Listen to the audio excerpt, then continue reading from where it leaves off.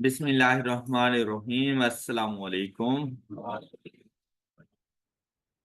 आज के लेक्चर में हम लोग डिस्कस करने जा रहे हैं चैप्टर नंबर 1 से ही रिलेटेड है, कॉस्ट बिहेवियर।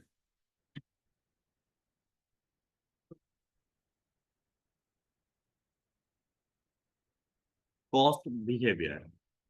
अब यहाँ पर जो आप लोगों का फोकस होना चाहिए ना, आपने अपने आप को एज्यूम करना है कि जैसे आप बिजनेसमैन हैं और जो आप लोग सेल एंड परचेज कर रहे हैं ना, वो सिंगल प्रोडक्ट में कर रहे हैं, मतलब मल्टीपल प्रोडक्ट्स नहीं है। मतलब आहिस्ता आहिस्ता हम लोगों ने ग्रो करना है।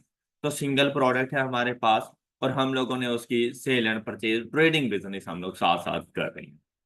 अब कॉस्ट बिहेवियर कि आप लोगों ने देखना है एज अ बिजनेसमैन, तो मुझे प्रॉफिट कितना हो रहा है। जो मैं गुड्स सेल कर रहा हूं, मुझे उस पर प्रॉफिट कितना हो रहा है। तो प्रॉफिट कैलकुलेट करने की इक्वेशन क्या होती है, कैसे प्रॉफिट कैलकुलेट करोगे आप लोग जी? इनकम माइनस एक्सपेंसेस, शाबाश, गुड। तो बिजनेस के अंदर ना हम लोग इसको, अभी आपने अकाउंटिंग कहाँ तक पढ़ी है? अकाउंटिंग में हेड वगैरह की डिस्कशन की है, अकाउंटिंग हेड की?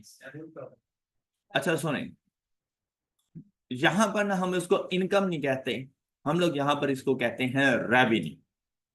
यहां पर हम इसके लिए वर्ड यूज करते हैं रेवेन्यू, या वर्ड यूज किया जाता है सेल्स का। इनकम और सेल्स वगैरह में हम लोग थोड़ा सा डिफरेंस रख रहे होते हैं कि सेल्स के अलावा, ये आप लोगों को अकाउंटिंग में पता चल जाएगा कि डिफरेंस किस चीज का हम लोग रख रहे हैं। बेसिकली आपकी बात बिल्कुल ठीक थी कि इनकम में से एक्सपेंसेस को माइनस कर दें तो हमारे पास प्रॉफिट आ जाएगा। लेकिन यहाँ पर हम लोग उस इनकम को नाम देते हैं अपना रेवेन्यू, अपना टोटल रेवेन्यू या अपनी टोटल बिजनेस की सेल्स। उसमें से अगर हम लोग उसके टोटल एक्सपेंसेस वगैरह, मतलब जो उसके ऊपर कॉस्ट आ रही है, वो माइनस कर दें, तो जो बैलेंसिंग वैल्यू हमारे पास आती है ना, अगर पॉजिटिव हो तो हमारे पास बन जाता है प्रॉफिट, और अगर नेगेटिव हो तो बन जाता है हमारे पास लॉस। ये बात क्लियर है? तो हम लोग कह सकते हैं कि profit is equal to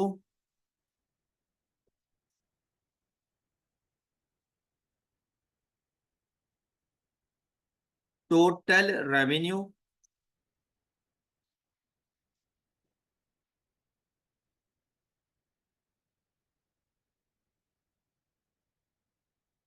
minus total cost.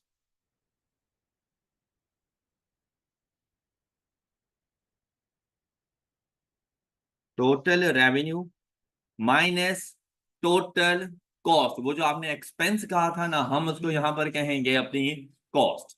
अब किस तरह से?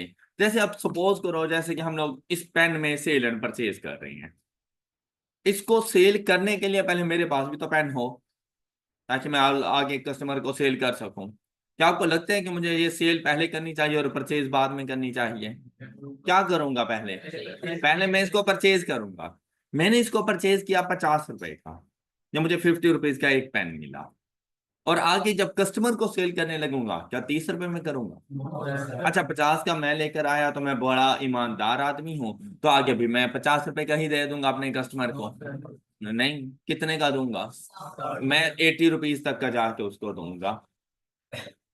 ओके, जो सेल कर रहे होंगे वो 80 रुपीज तक, तकरीबन 80 रुपीज तक हम लोग कर रहे होते हैं, क्योंकि इसके ऊपर ना सिर्फ ये एक्सपेंस नहीं होता कि जो मैंने 50 रुपए सप्लायर को दिए हैं, उसके अलावा और भी बहुत से एक्सपेंसेस होते हैं जो मैंने अपने बिजनेस से ही निकालने होते हैं। जैसे कि शॉप का रेंट, वो क्या मैं अपने घर से दूंगा? जो शॉप का बिजली का बिल आ रहा है, क्या वो मैं अपने घर से दूंगा? भाई वो भी तो इन्हीं प्रोडक्ट से ही निकालूंगा ना। तो ऐसा नहीं है कि मैं एग्जैक्ट 30 रुपीज का ही यहाँ से प्रॉफिट अर्न कर रहा हूँ। मैंने जो अपने पास इंप्लॉयज रखे हुए हैं, उनकी सैलरीज है, वो भी तो यहीं से मैंने निकालनी है। तो इस वजह से मैं इसको जाके ना 80 रुपीज में सेल करूंगा, तो फिर कुछ ना कुछ मुझे बचेगा। लेकिन अभी हम लोग अज्यूम करते हैं जैसे बाकी एक्सपेंसेस नहीं है हमारे पास, मतलब शॉप का रेंट नहीं है, इलेक्ट्रिसिटी बिल नहीं है, किसी किस्म की कोई सैलरीज वगैरह मैं पे नहीं कर रहा। अभी सिर्फ एक ही एक्सपेंस है कि मैंने इसको 50 रुपीज में परचेज किया, आगे 80 रुपीज में मैंने इसको सेल कर दिया। तो अगर मैं आपसे पूछूं कि भाई इसमें मेरा टोटल रेवेन्यू कितना है, तो आप मुझे क्या बताओगे? 80 रुपीज का। बस ये फर्क होता है कि आप लोगों ने ना इन टर्म्स को देखना है। जब आपसे बात की जाती है ना टोटल रेवेन्यू, तो टोटल रेवेन्यू के वो प्रोडक्ट आप कितनी अमाउंट में अपने कस्टमर्स को सेल कर रहे हो, वो आपका रेवेन्यू है। तो मैं अपने कस्टमर को ये एक पेन कितने में सेल कर रहा हूँ, 80 रुपीज, तो 80 रुपीज ही मेरा टोटल रेवेन्यू है फॉर 1 यूनिट। ऑलराइट, तो उसके ऊपर कॉस्ट कितनी आ रही है, 50 रुपीज, और 80 और 50 का जो डिफरेंस है वो कहलाएगा प्रॉफिट। तो कितने का प्रॉफिट हुआ, 30 रुपीज का प्रॉफिट हो गए हैं। तो इस कॉस्ट बिहेवियर में हम लोगों ने मोस्टली इसी इक्वेशन में रखना है, क्या profit is equal to total revenue minus total cost. आपको मेरी बात समझ आ गई है। लेकिन अगर आप लोग देखें कि अगर मैं इसको, अभी जो सिचुएशन हमारे पास आई थी उसमें मैंने अपने टोटल रेवेन्यू को ज्यादा किया हुआ था as compare to total cost. Total revenue को डिनोट कर रहे होते हैं हम लोग टी आर से, टोटल कॉस्ट को डिनोट कर रहे होते हैं हम लोग टी सी से। ओके, अच्छा अगर रेवेन्यू ग्रेटर है टोटल कॉस्ट है, जैसे कि अभी की सिचुएशन में था 80 का रेवेन्यू था, 50 की कॉस्ट थी, तो हमारे पास जो रिजल्टिंग वैल्यू आएगी वो कहलाएगी प्रॉफिट। तो प्रॉफिट हमें किस सिचुएशन में होगा, जब रेवेन्यू ग्रेटर हो जाए कॉस्ट के। अच्छा अब ऐसा हुआ कि मैं, आप लोग ऐसे समझे जैसे बिजनेस नहीं कर रहे, मतलब आप लोग मार्केट में गए, एक पेन परचेज करके लाए, 50 रुपए का एक पेन मिला, साथ में दोस्त बैठा हुआ था, उसने पूछ लिया भाई कितने का लिया पेन, आपने कहा 50 रुपए का, उसने पेन अपने पास रखा, 50 रुपए उठाया आपको दे दिया, क्या आपने कोई प्रॉफिट अर्न किया, नहीं। तो ऐसी सिचुएशन क्या आपको लॉस हुआ, नहीं। क्या ऐसा नहीं लग रहा आपको कि जैसे आप लोगों का टोटल रेवेन्यू इक्वल टू है टोटल कॉस्ट के, तो आपके प्रॉफिट की वैल्यू क्या बन गई, तो आपका प्रॉफिट 0 हो गया। तो ऐसी सिचुएशन को कहा जाता है ब्रेक इवन पॉइंट। ये सबसे ज्यादा इंपॉर्टेंट है, इसको कैलकुलेट करना सीखेंगे हम लोग इस टॉपिक में। ब्रेक इवन पॉइंट कौन सा पॉइंट, ऐसा पॉइंट जहां पर प्रॉफिट की वैल्यू 0, ऐसे पॉइंट को क्या कहते हैं, ब्रेक इवन पॉइंट। कौन सा पॉइंट, ऐसा पॉइंट जहां पर टोटल रेवेन्यू टोटल कॉस्ट के इक्वल हो, ऐसे पॉइंट को कहा जाता है ब्रेक इवन पॉइंट। तो आपको ये बात समझ आई। तो ब्रेक इवन पॉइंट फाइंड करने के ना मैंने आपको 2 मेथड्स बता दिए हैं। कौन कौन से, कि टोटल रेवेन्यू को इक्वल कर देना टोटल कॉस्ट के, तो आपके पास ब्रेक इवन पॉइंट आ जाएगा। दूसरा, अगर आपके पास प्रॉफिट फंक्शन गिवन है तो प्रॉफिट फंक्शन को इक्वल टू कर देना 0 के, तो भी आप लोगों के पास ब्रेक इवन पॉइंट आ जाएगा। Got it. वो डिपेंड करता है उस क्वेश्चन की सिचुएशन के ऊपर कि मुझे प्रॉफिट फंक्शन गिवन है, मुझे टोटल कॉस्ट गिवन है, मुझे टोटल रेवेन्यू गिवन है, और अगर ये दोनों गिवन हो तो प्रॉफिट कैसे कैलकुलेट करना है वो भी हम लोग देख लेंगे। यहां तक की बात समझ आ गई। लेकिन अगर ऐसा हो कि बाजू का बिजनेस में, प्रैक्टिकल लाइफ में भी ऐसा हो रहा होता है कि भाई मेरे पास कॉस्ट थी 50 रुपीज, अगर वो यूनिट गुड यूनिट रहता तो मैं उसको सेल करता 80 रुपीज के अंदर, लेकिन जैसे ही मैं उसे अपने पास लेकर आया ना वो यूनिट डैमेज हो गया। अब एक सिचुएशन तो ये है कि डैमेज यूनिट है तो डैमेज यूनिट फेंक दो, 50 रुपए का मैं लेकर आया था, तो मुझे लॉस कितने का होगा, 50 रुपीज का। अच्छा एज अ बिजनेसमैन दूसरी सिचुएशन ये है कि भाई अगर मैं उसको सेम कंडीशन में सेल कर दूं, सपोज कि आप मेरे कस्टमर हो, वो डैमेज यूनिट आप मुझसे 80 रुपीज में लोगे। अच्छा बाज़ औक़ात कुछ कस्टमर ऐसे आ जाते हैं जिनको हम बताएं ना कि भाई ये डिफेक्टिव पीस है, ये डैमेज है, और वो देखते हैं कि उसमें क्या डिफेक्ट आ रहा है, तो बाद में वो ये कहते हैं कि भाई वैसे ही 80 रुपीज का था, 30 रुपए में देना मुझे। तो अब ये देखो, अगर मैं उसे 30 रुपए में दे देता हूँ तो मुझे लॉस कितने का होगा, 20 रुपीज का लॉस है। लेकिन अगर मैं सेल नहीं करता तो मुझे लॉस कितने का है। अब मैं कौन सी सिचुएशन पे जाऊंगा, सेल कर दो।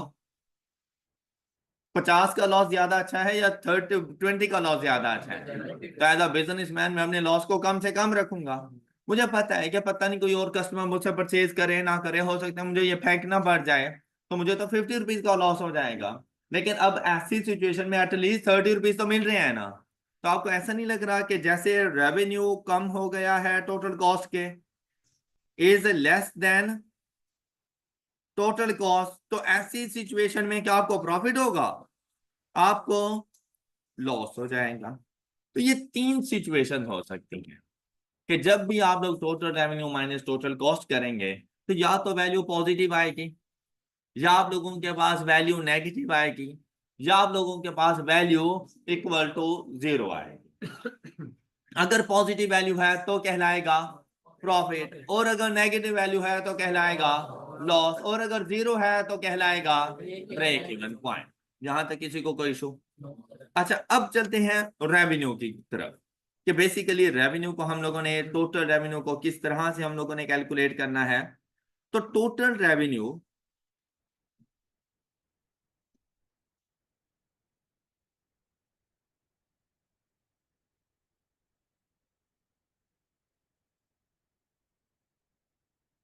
अच्छा अब बात सुनिएगा।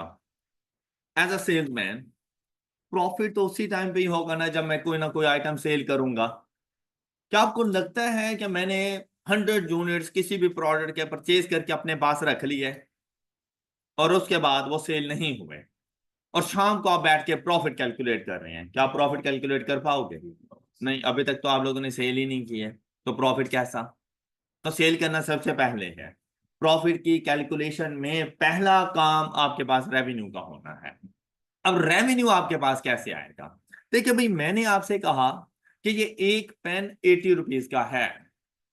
एक पेन 80, आपको नहीं लग रहा कि जैसे ये इसकी सेलिंग प्राइस है? ये इसकी सेलिंग प्राइस है, सेल करने की प्राइस। कि अगर मैं इसको सेल करूंगा तो कितने में सेल करूंगा? 80 रुपीज में मैंने जाकर इसको सेल कर देना है, ये इसकी सेलिंग प्राइस मेरे पास मौजूद है। अच्छा मुझे एक बात बताओ कि मेरे पास एक कस्टमर आया, उसने मुझसे एक पेन लिया, मैं उसे कितनी रेवेन्यू जनरेट करूंगा? 80 रुपीज का, शाबाश, गुड। लेकिन अगर वो मुझसे 2 पेन लेकर जाएगा था, क्या तब भी मैं उसे 80 रुपीज ही लूंगा? कितने रुपीज लूंगा? वहां से अगर 3 पेन लेके गया तो 240, अगर 5 पेन लेके गया तो, और अगर 10 पेन लेके गया तो ऐसा नहीं है जैसे नंबर ऑफ यूनिट्स के चेंज करने से मेरा रेवेन्यू चेंज हो रहा है? अच्छा, क्या जरूरी है कि मैंने एक दिन में जाऊंगा, एक पेन लेकर आऊंगा, वही सेल करूंगा, वो सेल हो गया, फिर शाम को सुकून से सो जाऊंगा, फिर अगले दिन की सोचूंगा? कैसे ही है? या मजीद कस्टमर का वेट करूंगा, मजीद सेल एंड परचेज करूंगा, है ना ऐसा? तो पता नहीं होता कि हमारे पास कितने कस्टमर्स आज के दिन में आने वाले हैं, मैं आज के दिन में ये टोटल कितनी प्रोडक्ट सेल करने वाला हूँ, इस चीज के बारे में हमें पता नहीं होता। अब अगर पता चल जाए तो बड़ा सिंपल था रेवेन्यू को कैलकुलेट करना। आप लोग बेसिकली क्या कर रहे थे? ये जो टोटल रेवेन्यू आप मुझे बता रहे थे, देखो टोटल रेवेन्यू से मुराद है कि जितने नंबर ऑफ यूनिट सेल करूंगा उन तमाम से मुझे कितने पैसे रिकवर हो रहे हैं। तो जैसे आपने कहा कि एक पेन सेल करेंगे तो 80, 2 करेंगे तो, 3 करेंगे तो 240, 5 करेंगे तो भाई ये मेरा टोटल रेवेन्यू है। 5 यूनिट्स का टोटल रेवेन्यू कितना है? 400। 10 यूनिट्स का टोटल रेवेन्यू कितना है? 800। कैसे आ रहा है ये आपके पास नंबर ऑफ यूनिट्स? अब देखो 400 आप कैसे बना रहे हो? 400 आप मुझे कह रहे हो ना कि भाई मैंने आपसे कहा कि 5 पेन सेल करूं तो टोटल रेवेन्यू कितना बनेगा, आपने मुझे आंसर क्या किया? कैसे आया 400? मतलब कैसे आपने 400 कैलकुलेट किया? एक यूनिट की प्राइस से मल्टीप्लाई किया, किसको?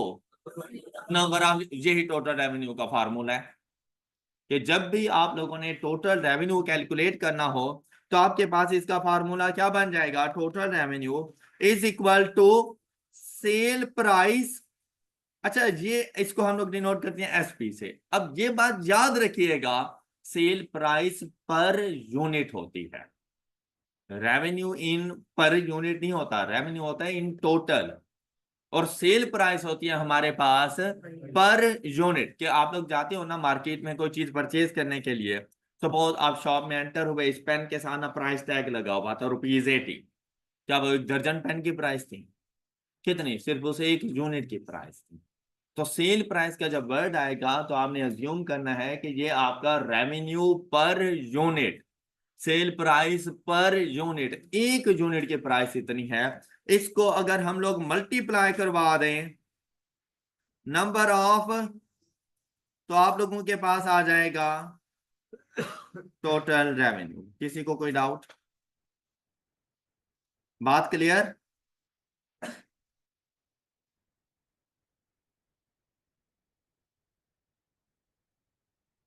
हाँ जी, ओके। अच्छा, अभी के लिए यहां पर जैसे हम लोग अभी एग्जांपल सॉल्व कर रहे थे,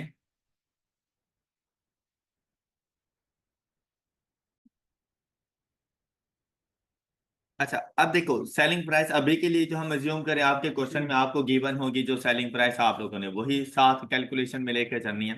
हम लोग क्या अज्यूम कर रहे हैं सेलिंग प्राइस को 80। अच्छा, अब नंबर ऑफ यूनिट्स अगर 1 हो तो टोटल रेवेन्यू हमारे पास कितना बन जाएगा? अच्छा, इसी तरह से सेल प्राइस पर यूनिट हमेशा कांस्टेंट रहती है। मतलब जहां पर समझ लें कि जैसे हमें किसी किस्म का कोई डिस्काउंट वगैरह नहीं मिलने वाला, हम 1 यूनिट परचेज करें तब भी 80 का है, हम 100 यूनिट परचेज करें तब भी 80 का ही है।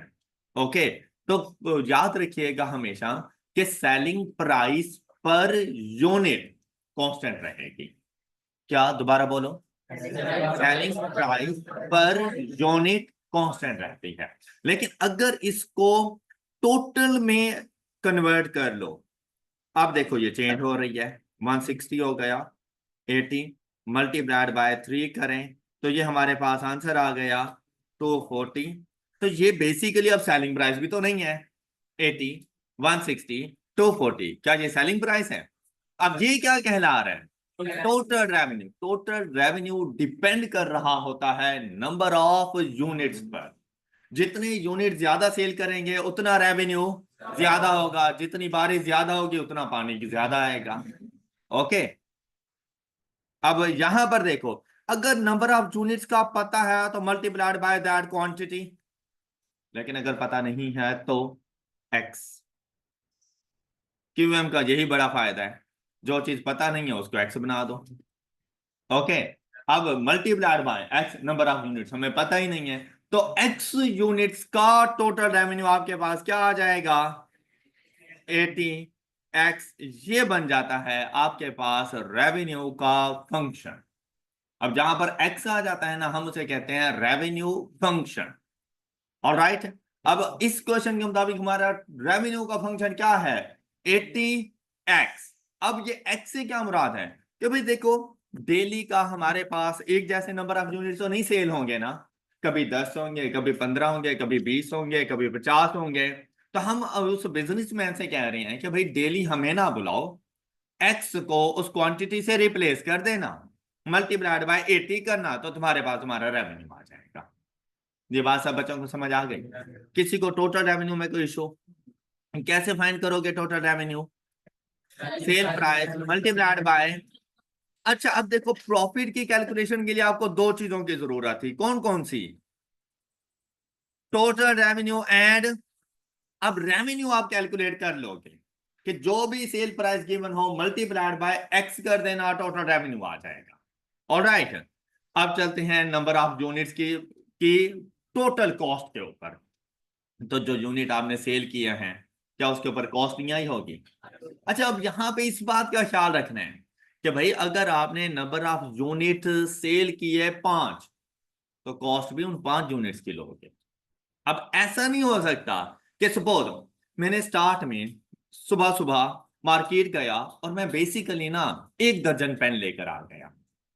एक पेन मुझे मिल रहा था सपोज के चलो 20 रुपए का, टोटल मेरी कॉस्ट कितनी बड़ी होगी? 240। शाबाश, ये बात समझ आ गई सब बच्चों को? 1 दर्जन पेन लेकर आया सुबह के टाइम पर, मुझे तो नहीं पता था ना कि कितने नंबर ऑफ कस्टमर्स आने वाले हैं। मैं 1 दर्जन पेन लेकर आया, 12 पेन परचेज किए, एक पेन मिल रहा था 20 रुपए का, तो 240 रुपीज मेरी टोटल कॉस्ट हो गई। किसी को कोई एतराज? क्लियर है सब बच्चों को? अच्छा, जब मैंने सेल करने बैठा ना शाम तक, मेरे सिर्फ 8 पेन सेल हुए, और एक पेन मैं सेल कर रहा था सुबह उसके 40 रुपए का। मेरा रेवेन्यू कितना अर्न किया मैंने? 320 रुपए का। अब अगर शाम को मैं आपसे ये पूछूं कि भाई मुझे प्रॉफिट कितना हुआ, आप मुझे क्या बताओगे मुझे प्रॉफिट कितना होना है? हाँ जी, सोच लो। 240 रुपए में मैंने 12 पेन खरीदे थे। 320 रुपए का शाम तक टोटल रेवेन्यू आ चुका है मुझे। और उससे जो मैंने पेन सेल किए हैं, वो कितने टोटल पेन सेल किए थे मैंने? 8 पेन मैंने टोटल सेल किए थे। मुझे बताओ कि मुझे टोटल प्रॉफिट कितनी अमाउंट का हुआ? 160 का कैसे हो गया? देखें, इसको जरा हम लोग ना रिटर्न फॉर्म में लेके चले जाते हैं। मैंने आप लोगों से कहा था कि इन टोटल मैंने परचेज किए 12 पेन। एक पेन मुझे मिला था 20 रुपीज का। तो टोटल मेरा जो एक्सपेंस हुआ वो, अच्छा, शाम तक जब बैठा रहा तो मैंने जो पेन सेल किए थे, अब देखो ये जो रेवेन्यू फंक्शन हम लोगों ने बनाना है, वो रेवेन्यू फंक्शन कैसे आ जाएगा? Number of units multiplied by selling price, मेरे पास टोटल रेवेन्यू आ जाएगा। अब प्रॉफिट की कैलकुलेशन के लिए हम लोगों ने क्या कहा कि रेवेन्यू में से लेस कर देना कॉस्ट। लेकिन बेटा, कॉस्ट उन यूनिट्स की लेस करना जिनको सेल किया है। जो सेल नहीं हुए वो लेस नहीं होंगे। ओके, तो भाई कॉस्ट भी 8 पेन की आनी चाहिए, 12 पेन की नहीं आनी चाहिए। क्लियर? तो हम इसमें से लेस करेंगे। 8 मल्टीप्लाइड बाय 1 पेन कितने का था? तो इसकी कॉस्ट कितनी बन गई भाई? 160 की कॉस्ट के पेन 320 रुपए में मैंने सेल किए, तो मुझे प्रॉफिट हो गया 160 का। बेटा, 4 पेन तो अभी तक मेरे पास मौजूद हैं, उनको तो मैंने सेल ही नहीं किया, तो मैं उसको अपने प्रॉफिट या लॉस का पार्ट नहीं बना सकता। All right. अच्छा, अब यहां पर हमारी ये अजम्पशन होगी, ये अकाउंटिंग में आप लोग पढ़ोगे क्लोजिंग इन्वेंट्री का कॉन्सेप्ट वगैरह, तो ज्यादा क्लियर हो जाएगा। लेकिन कॉस्ट बिहेवियर पढ़ते हुए हमारी ये अजम्पशन होगी कि हम जितने यूनिट्स परचेज करते हैं उतने ही सेल कर देते हैं। Got it? या जितने यूनिट्स मैन्युफैक्चर करते हैं उतने ही सेल कर देते हैं। मतलब हमारे पास हमारा कोई भी यूनिट अनसोल्ड नहीं रहता। बात क्लियर? अच्छा, इस कॉन्सेप्ट की वैसे अब समझ आ गई थी आप लोगों को? चलें, 80 वाले गलत हो गए, मुबारक हो। अब चलते हैं टोटल कॉस्ट की तरफ। बेटा, टोटल कॉस्ट तो हम लोग बाद में देखेंगे, लेकिन सबसे पहले हम लोग देखते हैं कॉस्ट को। कॉस्ट क्या होता है? कॉस्ट बेसिकली होता है आपका एक्सपेंस। अगर इन शॉर्ट वर्ड में आपसे कहूं तो कैश का आउटफ्लो। रेवेन्यू क्या होता है? कैश का इनफ्लो। रेवेन्यू क्या है? कैश का इनफ्लो। अब देखो, जब आप रेवेन्यू कब आएगा? जब कोई यूनिट सेल करोगे तो पैसे आएंगे या जाएंगे? तो कैश का इनफ्लो रेवेन्यू बन जाता है। लेकिन कॉस्ट कब होती है? जब उन यूनिट्स को परचेज करेंगे। जब परचेज करेंगे तो पैसे आएंगे या जाएंगे? तो जब जा रहे हैं तो कैश का आउटफ्लो कॉस्ट बन जाता है। कॉस्ट दो तरह की होती है आपके पास। एक कॉस्ट कहलाती है हमारे पास वेरिएबल कॉस्ट,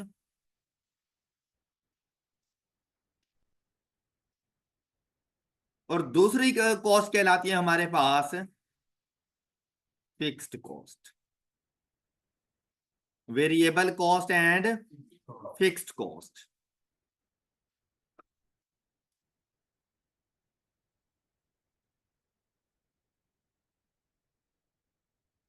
वेरिएबल और फिक्स्ड, नाम से जाहिर है, जैसे फिक्स्ड की बात करते हैं तो मतलब फिक्स से मुराद अनचेंज, किसी किस्म की कोई तब्दीली नहीं होनी। ये नंबर ऑफ यूनिट्स के ऊपर डिपेंड नहीं करता, चाहे 1 यूनिट हो, 2 हो, 50 हो, 100 हो, 1000 हो, इस कॉस्ट में किसी किस्म का कोई फर्क नहीं पड़ने वाला। कुछ बिजनेस में कॉस्ट ऐसी होती हैं जो हमारे पास फिक्स्ड रहती हैं। लेकिन वेरिएबल से क्या मुराद है? जिसमें तब्दीली आ जाए। किस तरह से? जैसे ही नंबर ऑफ यूनिट्स को चेंज करोगे तो उस कॉस्ट में चेंजिंग आ जाएगी, उसे वेरिएबल कॉस्ट कहते हैं। वेरिएबल कॉस्ट, देखो भाई, एक पेन मुझे मिल रहा है 50 रुपए का, कॉस्ट है मेरी, कॉस्ट है। अच्छा, अगर कॉस्ट है तो कौन से वाली है? अब देखो, अगर मैं एक पेन लूं तो 50 रुपए दूंगा सप्लायर को, 2 पेन लूं तो फिर क्या 50 रुपए ही दूंगा? 100 रुपीज। 3 हो तो फिर 150 चला जाएगा, 5 हो तो फिर 250 हो जाएगा, 10 हो तो फिर क्या चेंज नहीं हो रही? तो ये वेरिएबल कॉस्ट है। जो नंबर ऑफ यूनिट्स के चेंज करने से चेंज हो जाए उसे कहते हैं वेरिएबल कॉस्ट। अच्छा, ये पेन परचेज करने के लिए ना आप एक मार्केट में गए थे, और मार्केट में आप लोग गए थे अपने बाइक पर, और जितना डिस्टेंस है ना उतना 100 रुपए का पेट्रोल लग जाता है। आप मार्केट में जाओ और वहां से एक पेन लेकर आ जाओ, 50 रुपए का वो पेन, ऑलराइट, जो आपने सप्लायर को दिया, 100 रुपए का एक्सपेंस हो नहीं गया, साथ में पेट्रोल की कॉस्ट। एम आई राइट? अच्छा, जब दो पेन लेकर आओगे तो पेट्रोल तो बाइक आपका क्या कहेगा कि भाई अब 200 रुपए का पेट्रोल डलवाओ क्योंकि दो पेन लेकर आए हो। अच्छा, 10 पेन लेकर आओगे तो बाइक ने क्या कहना है, 1000 रुपए का पेट्रोल डलवाओ क्योंकि 10 पेन लेकर आए हो, या वही 100 रुपए का ही लगेगा। तो ऐसा नहीं है, जैसे वो जो एक्सपेंस है, ट्रैवलिंग कॉस्ट, वो कांस्टेंट है, चाहे मैं एक पेन लेकर आऊं, चाहे दो, चाहे 10 हो, चाहे 1000 हो, है ना ऐसा? इसी तरह से जो शॉप का रेंट है वो आपका फिक्स कॉस्ट। कैसे? भाई आप लोग चाहे उसको बंद रखो, चाहे खुली रखो, चाहे आपके पास कस्टमर आए, चाहे कस्टमर ना आए, चाहे आप दिन रात, आपका सीजन था, आप उसमें से अर्निंग करते रहे, तो क्या आप लोग शॉप का डबल रेंट पे करोगे क्योंकि दिन रात खुली रही आपकी शॉप? बताया करो, बोला करो ना। या तो कोई कंफ्यूजन हो वो डिस्कस करो, या बोलने में शर्म आती है? शाबाश, गुड, बेशरम अवाम।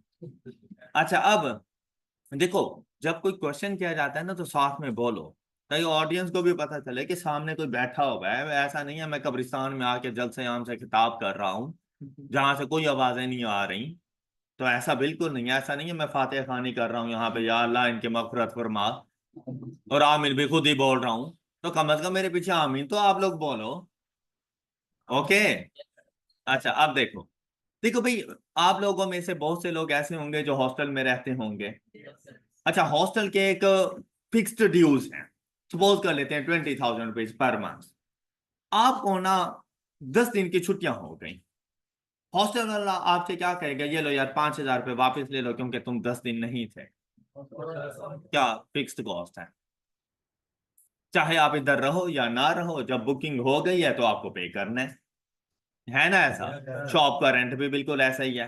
अब आपने एक अपने पास वर्कर रखा हुआ था, अच्छा वर्कर किसी दिन बीमार पड़ जाता है या किसी वजह से नहीं आया, अब वो डिफरेंट सिचुएशंस भी होती हैं कि अगर वो डेली बेसिस पे होगा तो लाजमी बात है जिस दिन नहीं आएगा उस दिन आप पे नहीं करोगे उसे, जब आएगा तब पे करोगे। लेकिन अगर वो फिक्स सैलरी पे हुआ तो फिर वो आए या ना आए, at the end of the month आपने उसको सैलरी पे करनी है।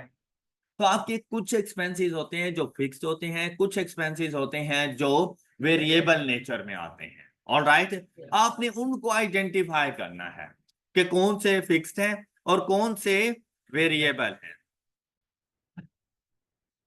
तो वेरिएबल कॉस्ट के बारे में हम लोग कह सकते हैं कि variable cost depends on number of units, जबकि फिक्स्ड कॉस्ट के बारे में हम लोग क्या कह सकते हैं कि remains constant independent of number of units. All right, ये बातें अपने पास लिख लें। वेरिएबल कॉस्ट, इसको हम लोग कहते हैं VC. VC stands for variable cost changes as number of units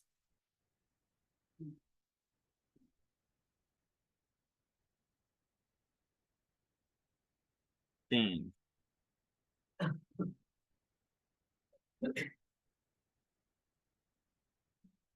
मतलब नंबर ऑफ यूनिट्स पर डिपेंड करती है, depend on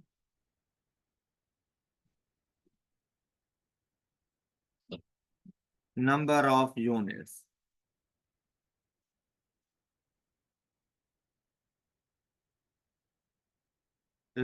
fixed cost FC, FC stands for remains constant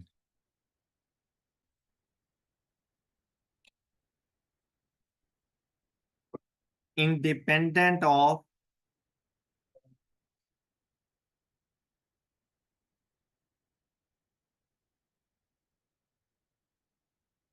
number of unit.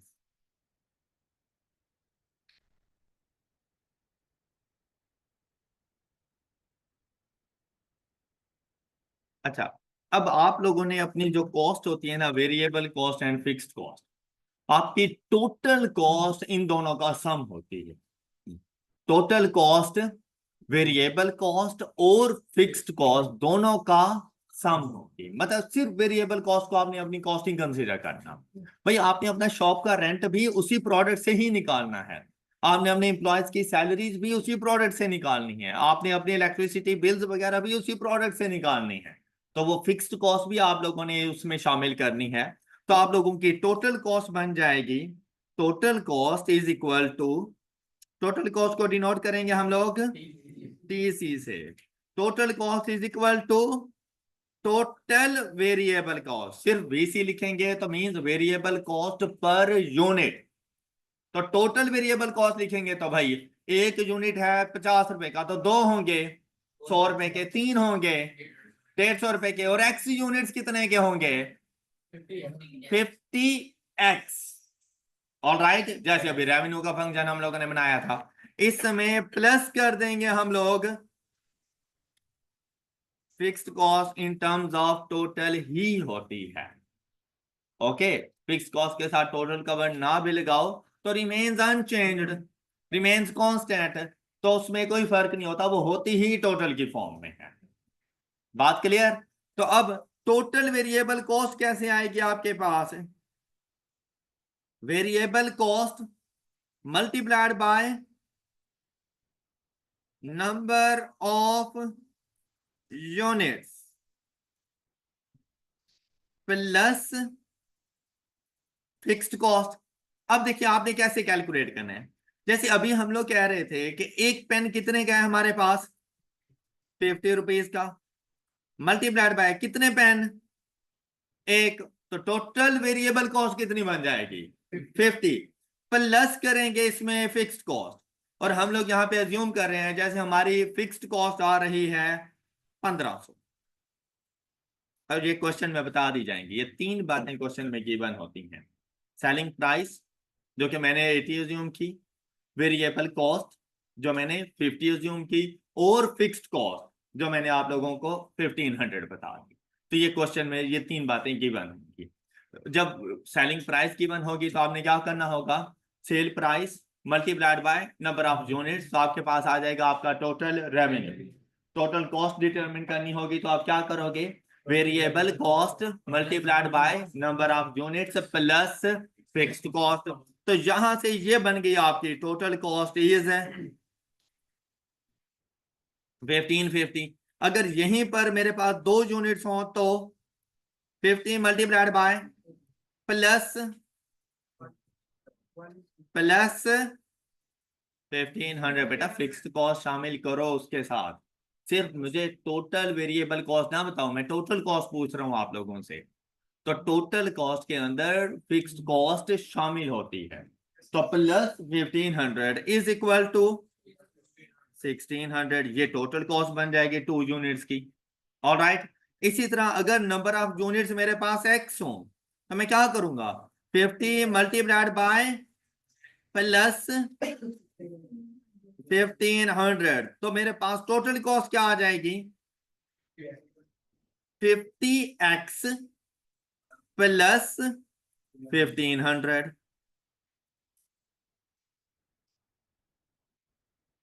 50x plus, ये है total cost of x number of units, और ये कहलाता है कॉस्ट फंक्शन। वो जो हमारे पास 80x आया था वो क्या कहला रहा था हमारे पास, रेवेन्यू फंक्शन। ये जो मेरे पास आया है 50x प्लस 1500, ये कहला रहा है कॉस्ट फंक्शन। ये बात समझ आ गई आप लोगों को? अच्छा, ये कॉस्ट फंक्शन अगर आप लोग थोड़ा सा गौर से देखो तो क्या आप लोगों को इस फॉर्म में नहीं नजर आ रहा,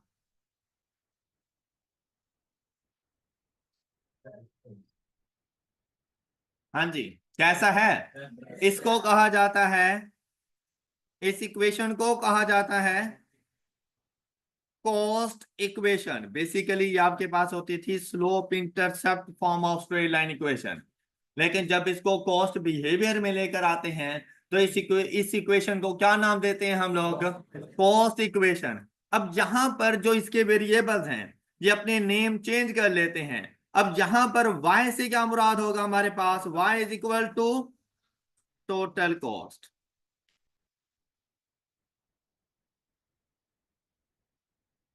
x इज इक्वल टू, ये हमेशा याद रखना, x से मुराद यहां पर हम लोग ले रहे होते हैं number of units. m is equal to variable cost per unit. ये जो साथ में PU लिखा जाता है इसे मुराद है पर यूनिट, और साथ में हमारे पास आ जाता है C। C is equal to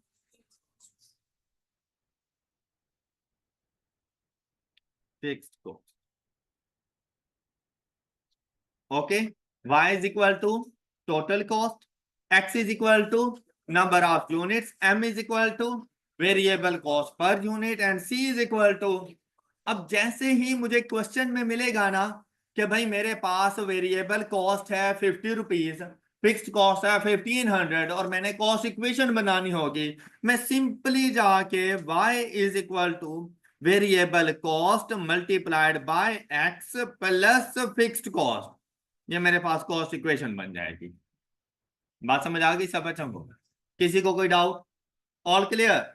and that's all for today. बाकी इंशाल्लाह हम लोग इस टॉपिक को नेक्स्ट लेक्चर में डिस्कस करेंगे। अपना ख्याल रखिएगा। अल्लाह हाफिज।